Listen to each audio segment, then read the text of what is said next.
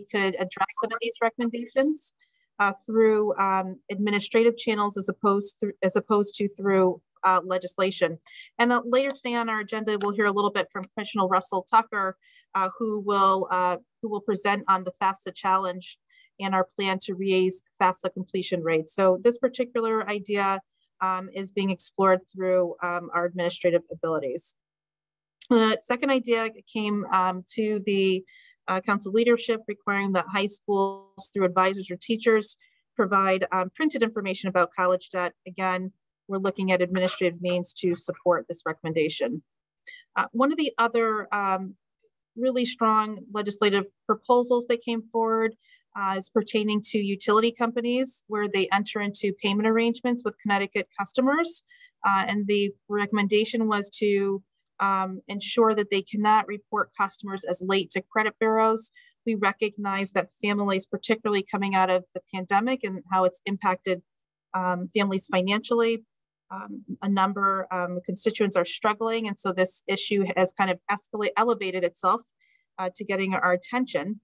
We are in the process of working with Deep and Pura to understand what their current policies are with respect to reporting of late payments or payments that are outstanding to credit bureaus, and evaluating whether or not this can be achieved through policy as opposed through legislation. So that work is underway. And if we determine that a legislative action is necessary to implement this, we will do so. If not, we will work through administrative channels. So I just want to thank the leadership of the subcommittees and all participants for the ideas that have come forth that we'll either handle through legislation or through administrative means. We had a great session last year and a number of other areas that we can improve in policy, and we'll continue to do that collaboratively with you. So with that, Lieutenant Governor, I'll pass it back over to you. Thank you all and Happy New Year. Great, thank you so much, Secretary McCaw. We're gonna now move into our special presentations for today. Some of the- I'm sorry, Lieutenant Governor, Kelly is on now. So we want to introduce her council member and they can kick us off with that introduction. Okay, so we're going to go back to Kelly Valeries, who is the leader of the Office of Workforce Strategy that was created last year. She is its department head as the Chief Workforce Officer. And of course, on the council, we're very concerned with workforce and workforce equity issues. And so today, Kelly's here to share with us some information about Office of Workforce Strategies and its initiatives. So Kelly, nice to see you.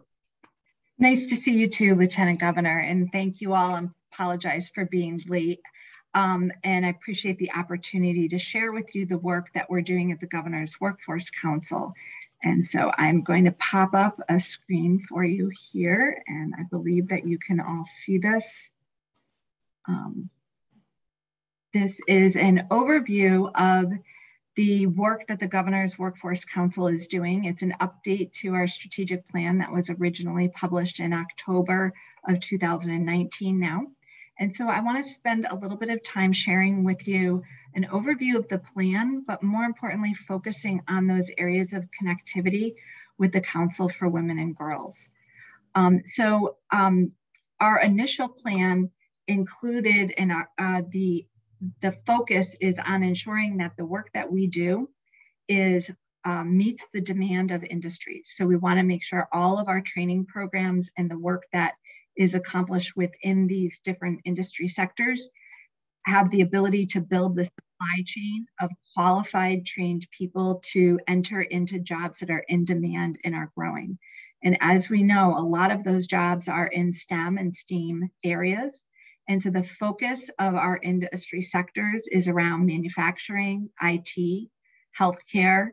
We're also working with green jobs and infrastructure, and also working with the Office of Early Childhood and the Council for Women and Girls on the childcare shortage. So not only looking at how do we upskill and reskill people into jobs that are education jobs that are focused on childcare, but also ensuring that the people going through our programs have access to quality childcare. So businesses are at the center of our conversations, and we've now established 8 regional sector partnerships across the state. We now have 5 partnerships in manufacturing in each region of the state. We have 2 in IT and 1 in bioscience, and we're onboarding 2 additional healthcare sector partnerships. These partnerships are unique in that, again, industry is at the center of the table, and all the stakeholder groups are around the table, and industry is sharing what their needs are. And those support partners, such as our workforce boards, our economic chambers of commerce, our educational partners, our community organizations, are at the table ready to support and build those programs that are needed. Really specifically, we're also working with those regional sector partnerships to change their hiring practice from based in credentials and years of experience to based in skills. So that is an equity issue to ensure people that don't meet those educational credentials still have the opportunity to engage in meaningful work. And so robust conversations are happening around skills-based hiring and also around quality jobs. We've seen in the pandemic that our workforce now is demanding quality jobs, not just a job, but a quality job that provides them the flexibility to balance life and work and to engage in meaningful work. And so those conversations are happening with employers. And the other part that we're working on with our state agencies, and I see Commissioner Russell Tucker here, is the education and career building pathways. And so we've engaged with a group at State Department of Ed and other higher ed institutions to build out pathway programs so that students have the ability to explore what career options there are when they're in younger ages, to engage in figuring out what types of careers are of interest to them when they get into middle school. And by the time they're in high school, having a better idea of those types of careers that meet their interests and skills that they want to engage in, and then providing the opportunity to have stackable programs that have opportunities for credit and dual enrollment and industry recognized credentials, so that as our students graduate, they are not only college ready, but career ready at the same time. And so that work is really focused again around ensuring that students end up getting the skills necessary to engage in work, and partnering with the businesses on work-based learning opportunities is an important component around this, and ensuring that we have the teachers necessary to teach these technical training programs.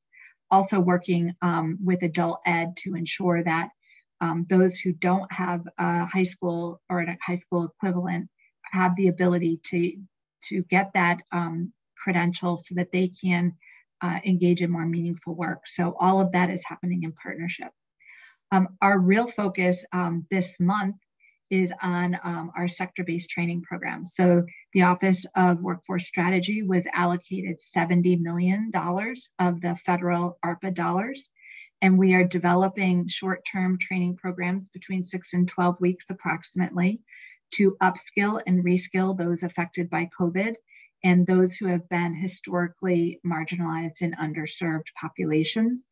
And we're focusing again on those industries that have a current demand. Their manufacturing, healthcare, and IT are each getting approximately $14 million each allocation of funding. IT and construction and green jobs are getting approximately 10 million. And then we're spreading another 9 million across bioscience and early child education and other in-demand regionally needed occupations.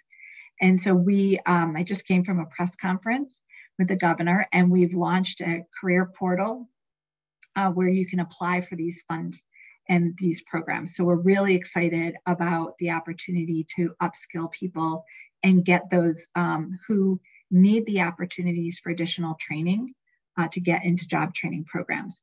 And all of these training programs really look at a whole person approach to be able to provide the supportive services necessary for people to overcome barriers such as childcare, transportation, access to technology, food and housing insecurities, and others, so they can fully participate in these training programs and then be connected to work.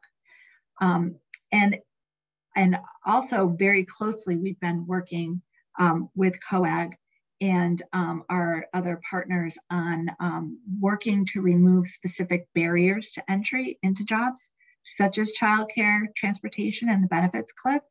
And so we have been partnering with this group on engaging a group of employers around how employers will actually participate in solving the childcare problems that we have here, that we have a lack of affordable quality childcare, and what role do industries and companies play in ensuring that their employees have access to high quality, affordable childcare so that they can participate in work. And we know that women have been disproportionately affected by COVID because of the childcare issues. So there's a lot of great work that we can continue to partner with around childcare. With regards to transportation, we were really excited to support legislation to expand the UPass program so that people who are participating in training programs and people who are employed have access to those discounted mass transportation passes that are so important to getting people into careers. Around benefits cliffs, it's another real equity issue. When we start working in training programs for entry-level positions, the goal is to upskill people so that they get into an affordable living wage. But sometimes they hit what's called the benefits cliff, where they lose more supportive services than they gain in additional wages.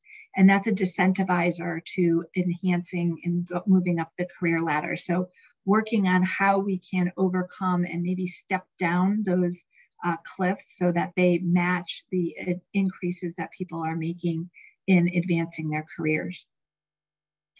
Those were really the foundations of the original Governor's Workforce Council strategic plan. But as we continued to work on this plan and implementing these initiatives, we realized that we were really missing a very vital component to our plan, which we initially felt was addressed under the barriers to employment around equity.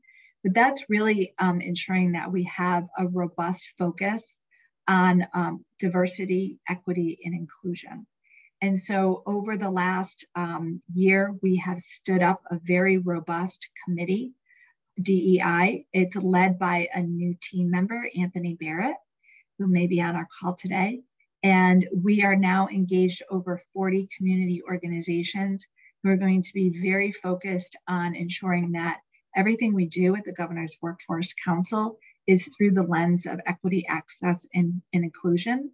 And we're focusing on the reentry population, veterans, youth, people with disabilities, and the BIPOC community, understanding that not one person doesn't necessarily fit nice and neatly in any one of those boxes. So there's a lot of cross barriers that we're also working to address here in this committee.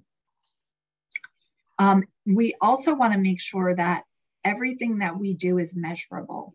So we're putting together data systems in order to be able to track the progress of all of our individual initiatives and be able to measure the long-term outcomes of the job training programs that we're working on and implementing.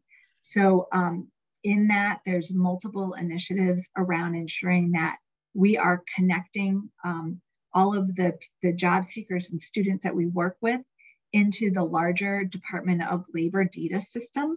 And so partnering with the Department of Labor to enhance the CT Hires program to establish a single point of entry for job seekers and students who are looking to engage in these short-term job training programs that also are very important, that they are stackable credentials and can be leveraged to earn advanced degrees, whether it's associate degrees or programs that are credited credentials all the way up into associate degrees. So a lot of work happening there and being measured. Hey, Kelly, I don't want to cut you off, but we have a lot of presenters And we are going to try to keep our presenters to 10 minutes. So we're going to say thank you so much for joining us today and explaining how you are collaborating with our council. And we look forward to your continued work with us and helping to solve some of the childcare issues that you were talking about. So thank you very much. Thank you. All right, so we're going to continue to talk about the progress in some of the areas that our council has made.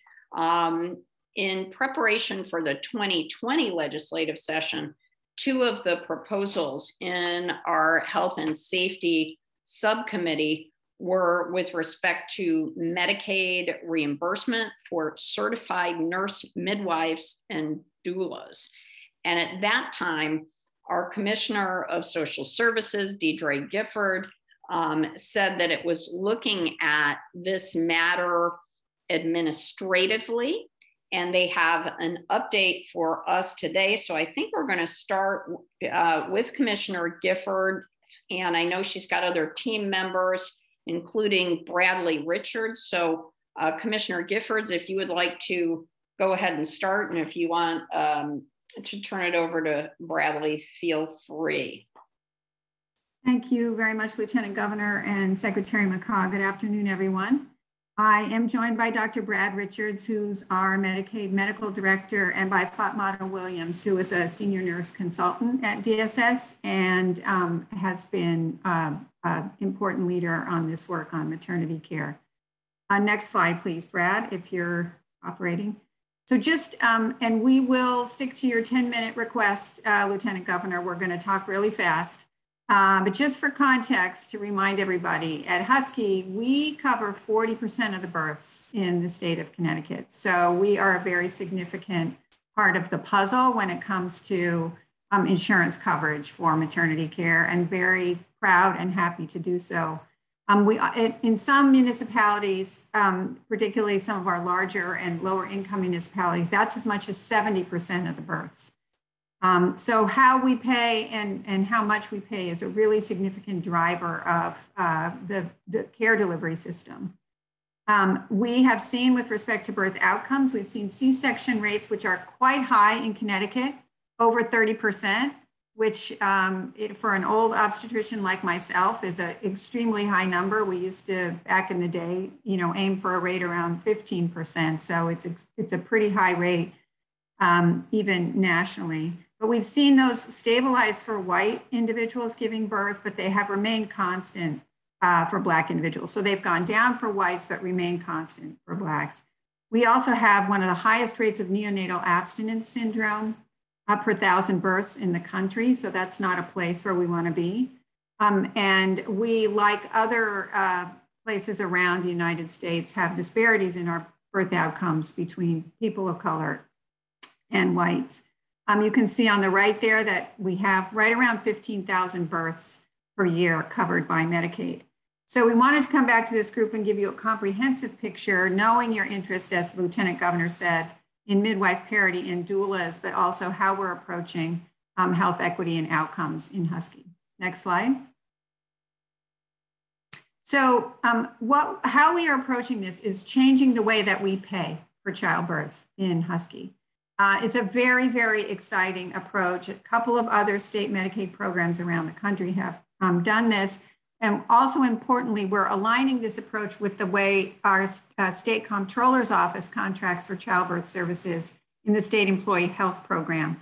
So between that program and Husky, we'll have a very significant chunk of the market. Right now, like most things in healthcare, we pay separately for parts of the pregnancy. We pay the hospital fees separately. We pay the physician or midwife separately for the childbirth and delivery.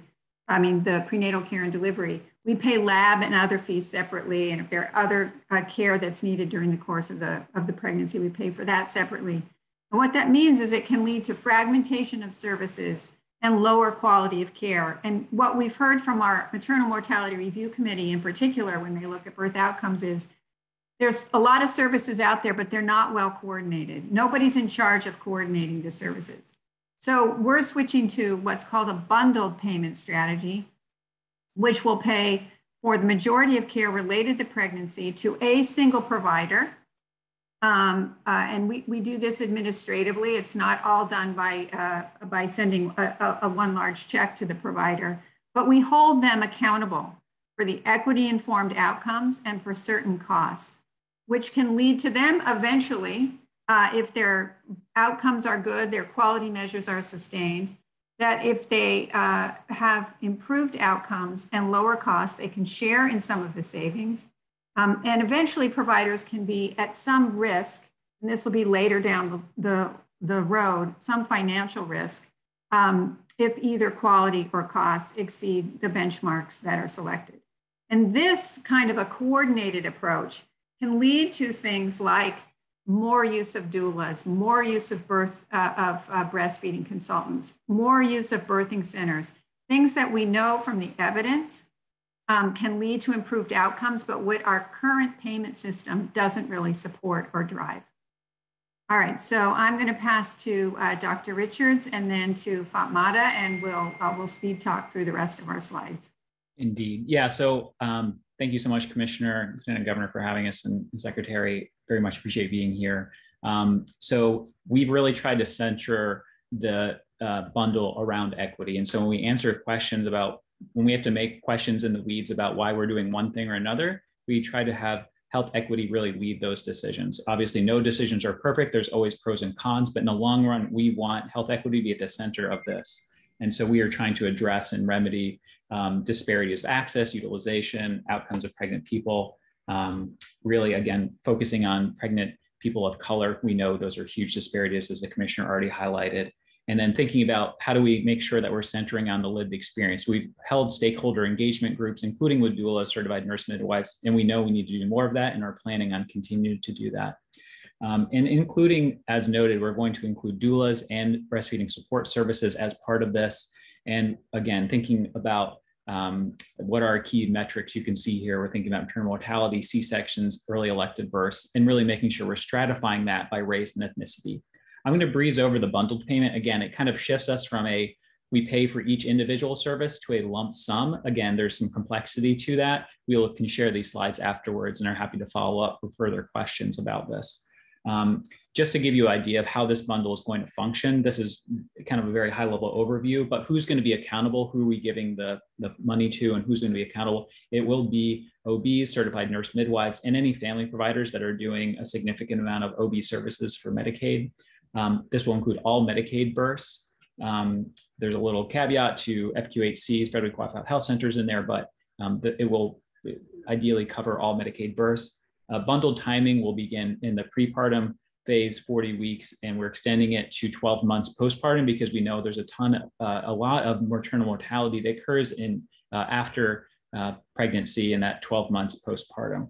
And then in terms of the bundle rate determination, we're going to do a blended rate. This gets a little into the weeds in terms of how we're going to pay, but kind of do a state average and then a provider average to determine how much we're going to pay providers. I'm going to pass over to Fatmata to talk a little bit about the certified nurse midwives and the doula component, because we know that's a really important piece. So Fatmata, please feel free to take it away.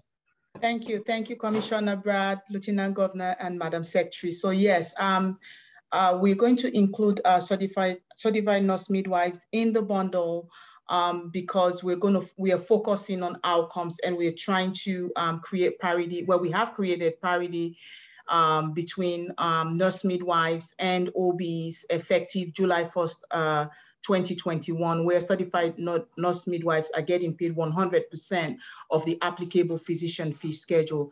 Some of the challenges are when it pertains to the bundle, because of the way we're going to create the payment, we'll do 50% statewide average and 50% historical spend. Because nurse midwives may spend a little less, their reimbursement may be a little lower than OBs to begin with, but looking at risk adjustment and savings over time, we're hoping that a few years into the bundle, we would ensure true parity between the groups. Next slide, please.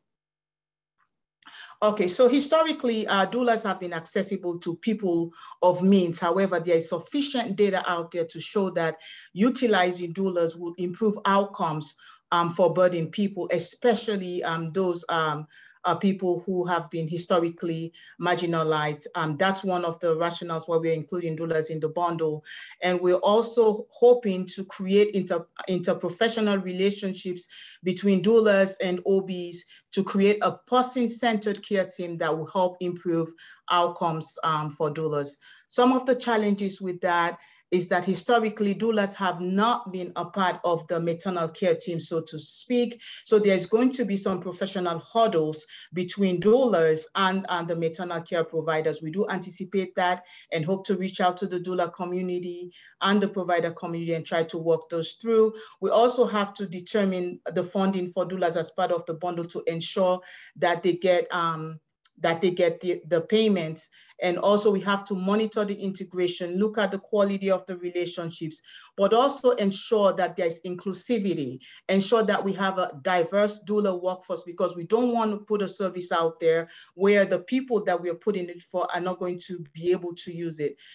We have a diverse Medicaid membership. We want to ensure that we have a diverse doula workforce. That's it for me. Thank you very much. I believe I have to pass it over to Chris from DPH.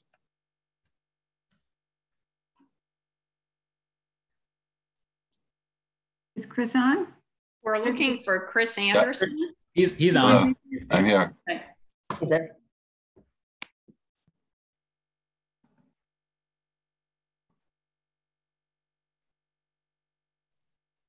So while you're teeing up your slides, Chris, if I could indulge and just say Yes. Thank you to Brad and Fatmata, because this project was a gleam in our eye before COVID started. And it got slowed down, but they kept it moving all throughout the pandemic. So thank you to them. Thanks to all the stakeholders who have helped us and will continue to help us to get this program right. We want to make sure it serves the needs of the community it's intended to serve. So thanks a lot to all of the those working hard on this program. Over to you, Commissioner. Or is that to me? I think that's Chris Anderson. Go ahead, Chris. Okay, yes, you can hear me okay. Good morning, everybody, or good afternoon. Lieutenant Governor, Secretary McCaw, Commissioner Gifford, Commissioner Giuttani, thank you for this opportunity to talk about the Doula Scope of Practice Committee. And this has been a great sort of partnership with community members that I've really enjoyed working on. So I'm glad to be able to share with you what's happened. And I'm going to go quick, but just a little bit of to give a synopsis of what the scope of practice process typically is. So it's set in statute, and it gives the opportunity for professions to submit a request to the department that outlines that they want to be licensed, they want to be certified, they want to be regulated somehow. And when in doing so, they provide sort of what their scope of practice would be, what they feel the educational requirements or training requirements, experience requirements, et cetera, should be that would qualify somebody for licensure, certification, whatever it is. And when we do this, and it's again outlined all in statute, we post the requests, and then there's about a month where professions can come in or other folks can come in and kind of review the requests and say, hey, wait a minute, that's going to impact my work, or I don't think they're qualified to do it. Whatever their concern or support may be related to the request, and they submit impact statements that the requester must respond to.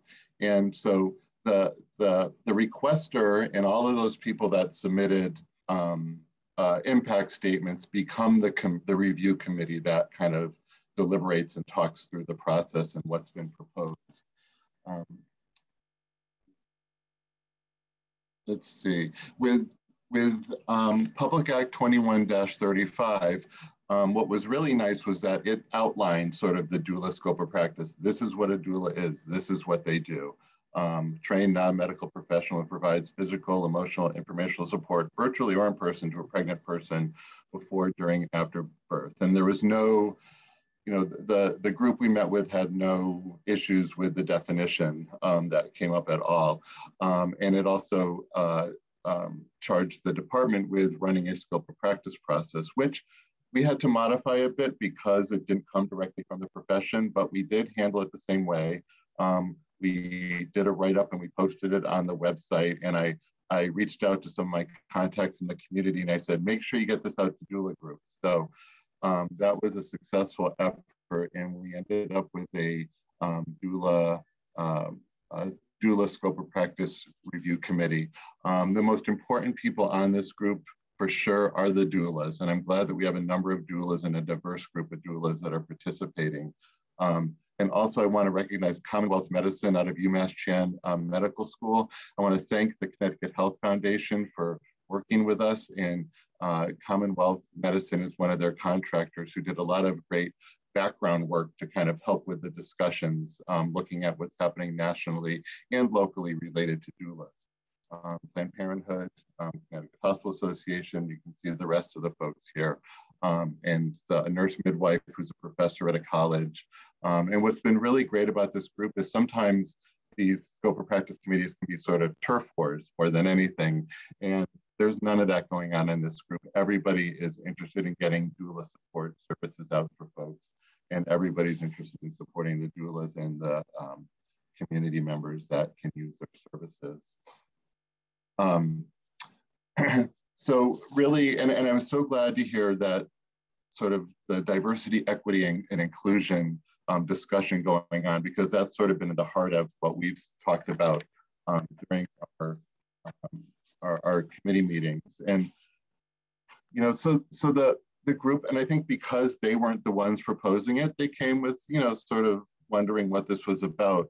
But overall, the group generally supports a certification if it truly expands doula services to underserved populations, the way we've been talking about already. So thank you, Commissioner Gifford, Dr. Richards, and Fatmata for talking about that, sort of that lens, because that's been what's been, you know, what we've been talking about a lot. And also Fatmata mentioned sort of the teamwork with the healthcare team, and also talked a lot about that certification may help with clarifying that role and a better understanding. And lastly, well, not lastly actually, but lastly on this slide, the doulas, what they do prefer is a voluntary certification. They do not want to set up something that will necessarily exclude anyone who's been practicing as a doula who chooses not to go for certification. Also understanding that may be unlikely for them to get reimbursement too. That's a definite understanding among the group. And really what are the big concerns that have been raised are related to, let me see here, did I go past one?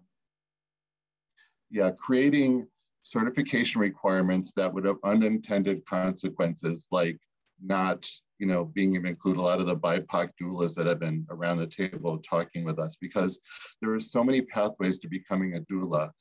It's not like, you know, with a lot of professions, we can come and there's a national standard.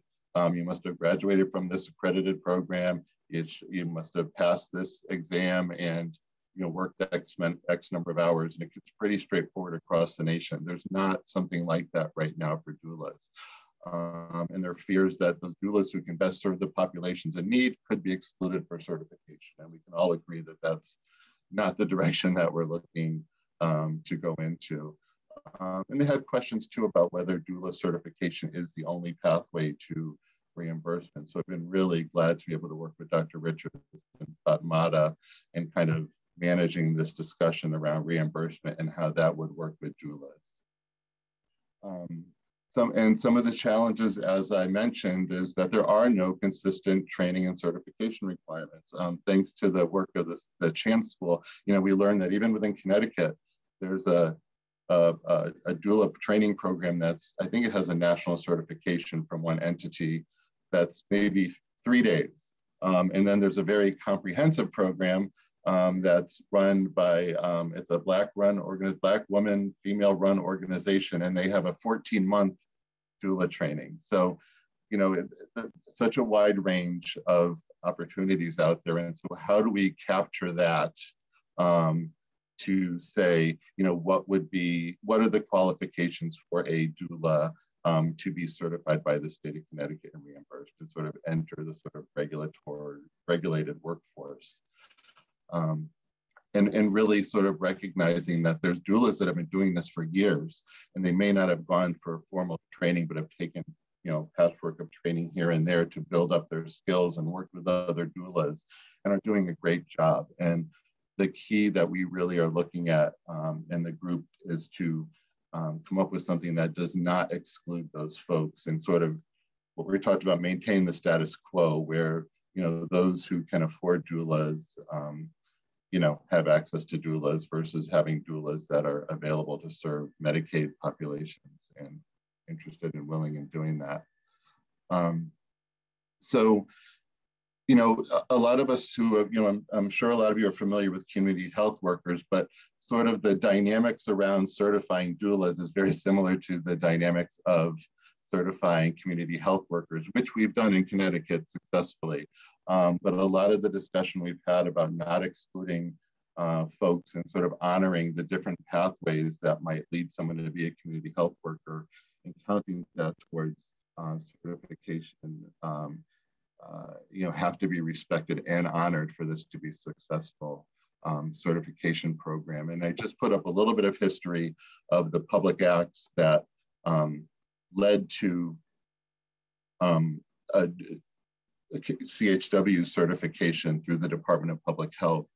And it's, you know, and one of the key elements that I think that really has made the CHW certification program successful is that CHWs have been involved from start to finish. And right now we have a CHW advisory body who reviews educational programs based on standards that have been established over a couple of years through a community health worker advisory committee through the Office of Health Strategy.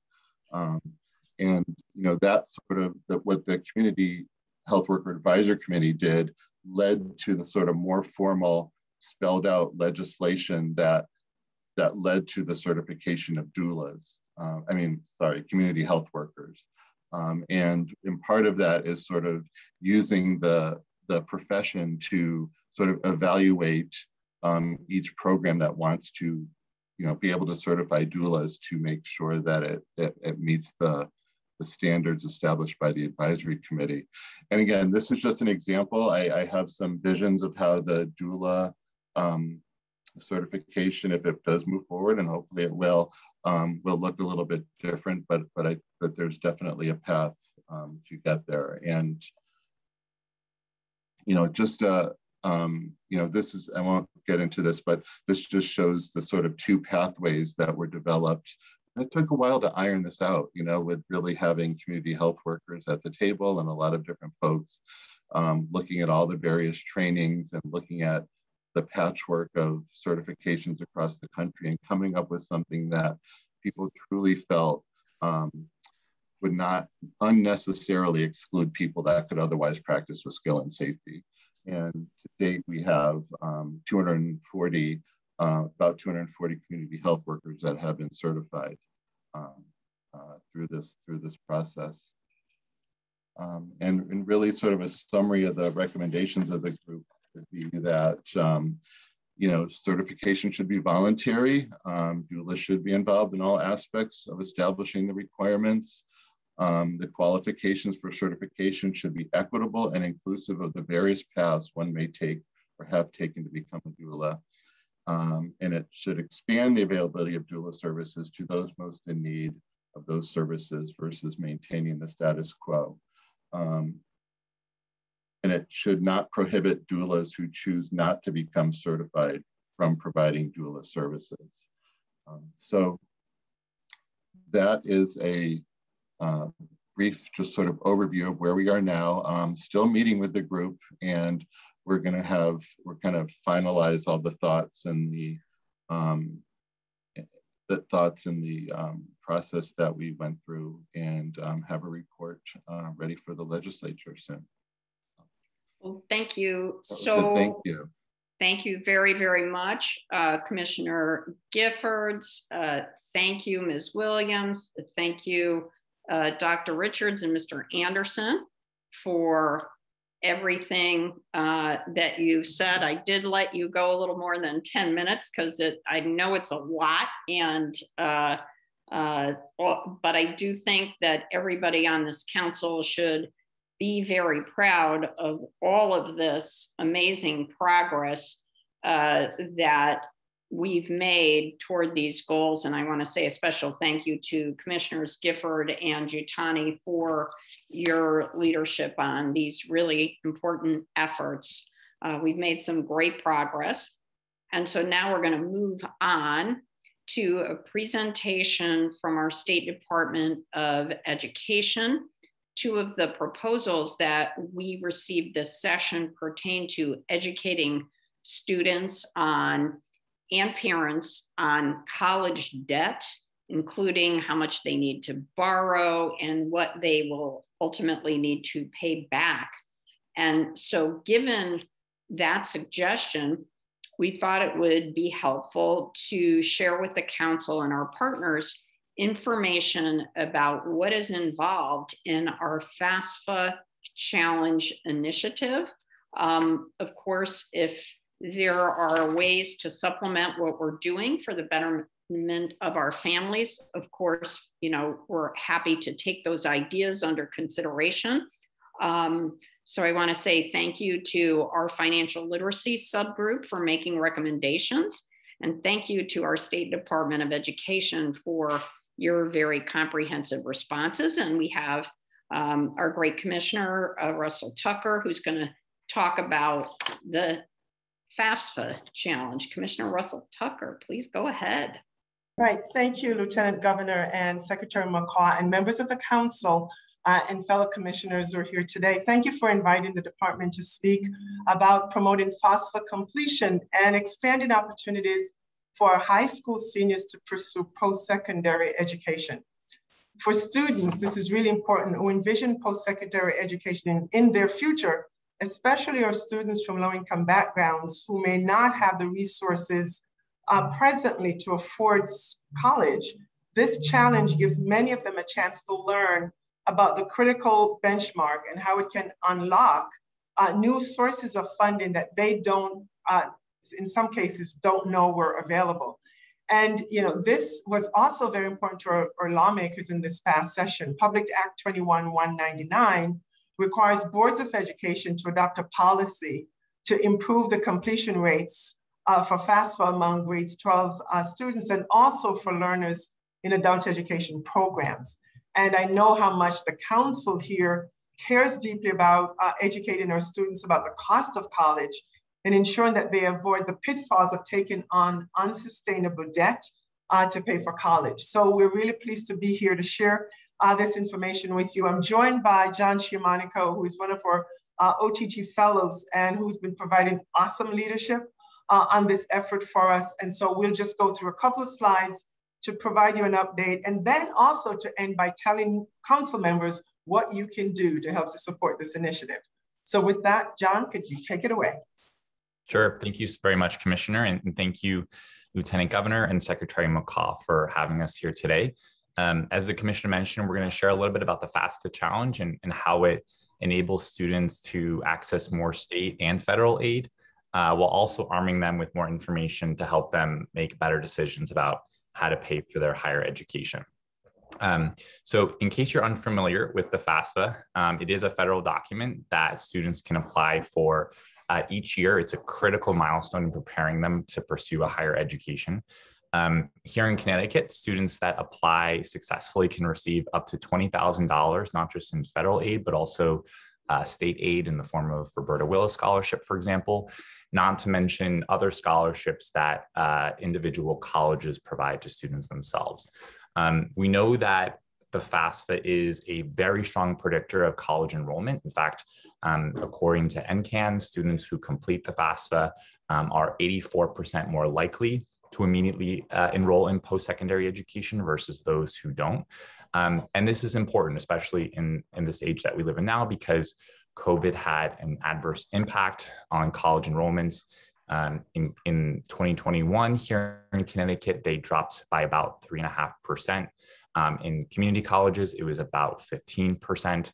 And obviously this is concerning because about 70% of Connecticut jobs do require or will require some form of education beyond a high school diploma.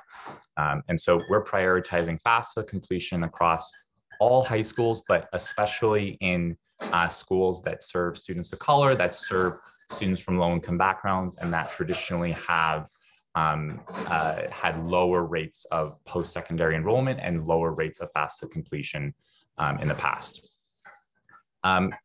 Just to kind of make the case for why FAFSA is important. Obviously, the post-secondary predictor is key, but another one is that over the past 8 years, a growing share of students across both public and private schools here in Connecticut have relied on federal funding, in this case, federal Pell Grants, to finance their higher education. And these Pell Grants, which pay up to $6,500, are not loans. They don't have interest. They don't have to be paid back to the federal government. But they do require that students complete a FAFSA each year in order to be eligible to receive them. And these numbers that you're seeing here are actually probably underestimates of the share of students that could be FAFSA, that could be eligible for Pell Grants. Research estimates that about a third of students nationally who don't complete the FAFSA would have been eligible for this aid. And so there's thousands of dollars that are left on the table each year, including here in Connecticut, for students that don't submit their FAFSA. Which brings us to why the State Department has made the FAFSA challenge a priority.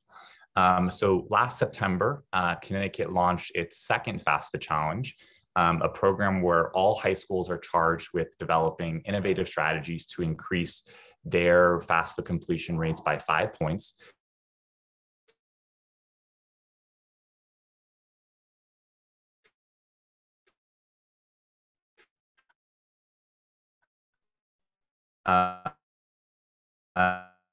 Creative strategies to increase their FAFSA completion rates, and this represents an increase from last year, so we were excited to see that. Our State Department also has a fantastic and nationally recognized data dashboard that shows each week where we are relative to our statewide goal in terms of FAFSA completion, and I'll show you that on a subsequent slide. And the third, and maybe most importantly, is the department has really expanded its partnerships, including with the RISE network, with Connecticut College Bound, and with the College Advising Corps to provide families and students help from trained FAFSA experts, no matter where they live in the state. And in fact, this year, there is a new website called FAFSACT.org that was created for students to be able to sign up for virtual and in-person workshops with financial aid administrators from across Connecticut colleges and universities to be able to help them get help with not only FAFSA completion, but also with understanding the cost of colleges, applying for other types of scholarships that might be out there, understanding PACT, the free community college program here in Connecticut, and more. And this is especially important because as the Commissioner and Secretary McCaw mentioned at the beginning, we understand that this council cares deeply about making sure that students don't take on more debt than they need to in order to pursue their post-secondary ambitions. But many students, especially low-income students, are unaware of the costs of attending college after high school and how much debt they could incur. And so connecting students through this FAFSACT.org portal with trained financial aid experts is beneficial, not only for helping them navigate the FAFSA completion process, but also for becoming more informed about the process for borrowing and paying for college. And so in June 2020, we will award financial prizes to high schools for their just growth and overall achievement in boosting FAFSA completion. You can see here we've put some flags in the ground and set some goals for ourselves. One is that we want 90% of the 40 schools, or 36 of those schools, to be able to increase their goal from last year by about 5 points. And then the second goal is that we want, as a state, to increase our FAFSA completion rate by up to 60%, which is about a 5 percentage point increase from where we were last year. And just to show you where we are, so at the end of December, we were at 25.8% in terms of FAFSA completion rate. As of today, we're at about 29.3. So that's what that last blue dot there represents. And so we're just shy about halfway of our goal. And we were invited to share some ways that maybe this council could help us get to that 60% in June. So I definitely would be remiss to not share that. One is, of course, talking to your family and friends and colleagues who have seniors in high school about the importance of FAFSA. It might be something that this group knows about. In fact, maybe even this group went through the process for applying to college. I know I certainly did, but there are many, many families in our state that are unaware of FAFSA, unaware that there is money on the table available to them, and money that is essentially free, that doesn't need to be paid back. And if you have all the paperwork available and ready to go, it can take less than 20 minutes to apply. And so with tax season upon us, you can accomplish both goals of filing your taxes and submitting the FAFSA with the same set of documents. Finally, I mentioned that we have this incredible resource called FAFSACT.org that you can log in and check out. It's managed by a wonderful nonprofit, New Haven Promise in New Haven. And so inviting members of your community, in your constituency, in your district to check out this website. There are practically weekly sessions here where students can sign up for virtual, but also in-person individualized FAFSA completion workshops. And then more so in the fall, there were other college access events dedicated to topics like finding scholarships, understanding the costs of colleges, and how to understand financial aid offers as they come in. And so with that, that concludes our presentation. Happy to take any questions if there are any. Thank you, John. And again, Lieutenant Governor, thank you for the invitation to share this. We'll continue to keep the council updated on our progress, and hopefully we'll get to our goal and we can celebrate together as we move forward. That is fantastic. Thank you. And you were right on the mark at 10 minutes. So that was great. So now we are going to take the opportunity to introduce Carolyn Alessi. Carolyn is a co-chair along with me of the Connecticut chapter of Million Women Mentors. And the goal of Million Women Mentors is to encourage more young girls and women to be involved in STEM and STEAM education and careers, which are the highest paying.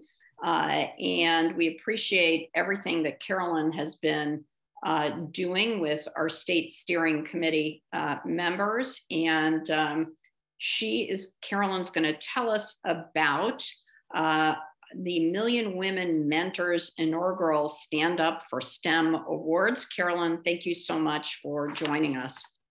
Thank you, Lieutenant Governor. I really appreciate the time to be able to share some exciting things that we have going on within the Million Women Mentors Connecticut chapter. I did invite a colleague of mine, Julia Jack, who is with the City of Hartford. She's also an architect, and she'll go over one of the programs that we're launching during National Mentoring Month, which is January. And she'll go through the recognition program that we have put together and kind of go through how you nominate someone. And then I'll share some of our partnerships in this particular Stand Up for STEM Mentorship Award. So Julia, I'll hand it over to you. Yes, good afternoon. Thank you, Lieutenant Governor. Thank you, Carolyn. I echo that. I appreciate you so much, Carolyn. I don't know why my camera's not coming on, but I assume you guys can hear me well. So again, thank you for inviting me to be part of the Faces of STEM work group. I'm excited to be here today because I've built a career in STEM, like Carolyn mentioned, and have during my career been inspired by how much more women can do in and around STEM. And that I knew when I started. So I'm always thankful to be able to get involved in any process that enables others to know about the extensive variety of possibilities in STEM careers for women and girls. And that even that older women like me can pivot into when they get a little bit further down in their career. So because I believe that exposure to and encouragement of women and girls in STEM will spark other women and girls to consider STEM as an option for them, I am excited to share with you that the Million Women Mentors Connecticut chapter's inaugural award platform is live, which was already mentioned. This award program will recognize those who have made valued contributions in advancing women and girls in STEM through action and mentoring. This is a multi-generational opportunity. So when I say that, I mean that anyone, anywhere from ages 8 to whenever can be nominated. So the nominees will come from 4 categories. The first category is Youth in Action, which is 8 through 15, ages 8 through 15. The next generation role model is ages 16 to 21, so high school to college age women and girls. Third is Mentor Award. So that's someone who's mentoring others into other women to get into STEM or girls. And then the fourth category is Corporate Colleague Resource Group. And you can find out a lot more about the details of each one of those categories on the Million Women Mentors Connecticut chapter LinkedIn page or Facebook pages. And I'll try to clip the link in the chat in a minute so everyone can get straight to it. The nominations can come from anywhere and anyone. They will be open until February 4th. The finalists will be notified February 24th. So that's about 2 weeks to get your nominations in. And the virtual awards ceremony, given the times that we're in, we're going to do it virtually on March 4th. And that is International Women's Day. So like I said, please go to Million Women, that's a tongue tire, that's a tongue twister. Million Women Mentors Connecticut chapter LinkedIn page and Facebook pages. Please share it with everyone you know. And because now is the time to nominate a woman or a girl for this wonderful award. Thank you so much, Julia. And I do want to make special mention that we have partnered with Connecticut Technical Education and Career System, and their students will be designing the award. And this is our way to really elevate some of the vocational schools and the skills that these students will be learning and going into the STEM workforce. And we're also partnering with the Center, who will collaborate to host the award ceremony on March 4th. So we're looking forward to seeing who's nominated within our great state. We also have a number of activities that are going on during January. So January 12th, which is tomorrow, we are in partnership with the Connecticut After School Alliance, and we'll be doing a virtual coffee event featuring panelists from a number of organizations across the state who are representing STEM programs. So Junior Achievement Southwest New England, Ready CT, Connecticut Center for Advanced Technology, and the Connecticut State Department of Education. On January 18th, Million Women Mentors is partnering with the Education and STEAM Subcommittee to kick off the annual Lieutenant Governor's Coding Challenge. So more to come on that. And the 26th, we have a mentor mingle in partnership with Untapped Potential. And then on the 27th, we're featuring our partners, corporate partners who have signed up for the Paradigm for Parity, which is their commitment to have gender pay parity within their companies over the next 5 to 10 years. So we'll have a panelist from Eversource Energy, Trinity Health of New England, Accenture, and Stanley Black & Decker. And these are executives that will share some of their commitment around valuing the value of mentoring. And if you want to get involved within our chapter, there's a number of ways, sharing a mentoring moment with a video, a 30-second video that we can promote, contributing to our mentoring advice library video project that we're doing, or joining one of our work groups. Or being a part of the steering committee. I do want to make mention that we are committed to elevating our young girls, and for the Stand Up for STEM Award, a co-chair, we have an 11th grader from Windsor High School who is our co-chair for this particular Stand Up for STEM work group, and she's the one that did the beautiful flyer that you saw earlier. So thank you for having us and allowing us to share the things that we're doing within Million Women Mentors Connecticut. All right, well, thank you so much, Carolyn, and I'm looking forward to hearing about all of the nominees and this really exciting opportunity to advance women and girls participating in STEM fields. And I have a couple of announcements. I want to announce that we've scheduled our Hispanic Heritage Celebration Women's Leaders Panel. We are going to host this Friday, January 28th at 2 p.m. And it is a virtual discussion that I'm going to co-moderate with our Housing Commissioner, Salem Mascaro-Bruno. And the panelists include Carmen Colon, who is Executive Director of Alpha Community Services in Bridgeport, Gabriela Garcia Perez of Guilford, who's the co-founder of Community Integration Mentor Program, and is a University of New Haven student, class of 2024, and Catherine Montano, news anchor for Connecticut and Vivo, and finally, Valerie Lopez, founder of On Beat Consulting. So stay tuned for additional information about how you can join us for that panel discussion. And I also want to make this announcement. The Women's Business Development Council is starting a new round of funding in our Equity Match Grant program. And that is a funding opportunity for small women-owned businesses through our Department of Economic and Community Development, and private funding that Fran Pastore of the Women's Business Development Council and I raised to assist minority women-owned businesses in Connecticut. And the applications will be open from September 17th through February 13th. And you can find out more information about this program on the WBDC website, which we will circulate in the chat function. And lastly, before I adjourn, I'm excited to announce that our third annual Lieutenant Governor's Computing Challenge is going to be Tuesday, starting Tuesday, January 18th.